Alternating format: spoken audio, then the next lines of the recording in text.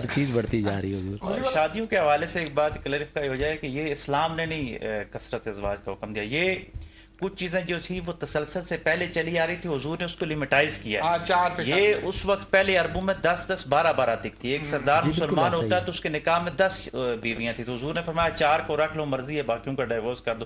حضور نے آ کے اس کو لمٹ میں کیا ہے. یہ اسلام پہ ایک جو ہے نا غلط الزام لگایا جاتا ہے کہ معاذ اللہ اسلام نے کہا. سکھ اور ہندوؤں میں نہیں تھی لیکن عرب کے قبائل میں عرب تھی. میں جی قبائل بالکل تھی عرب اور کے قبائل میں. کرسچن میں بھی میرے خیال میں ایک ہی شادی ہوتی ہے. جی نہیں, کرسچن میں بھی تھی اس وقت کے حوالے سے تھے, کیونکہ اس وقت تو ایسے تھے کہ جو اس وقت کا معاشرہ تھا وہاں پہ تو ایسے ہی تھے نا.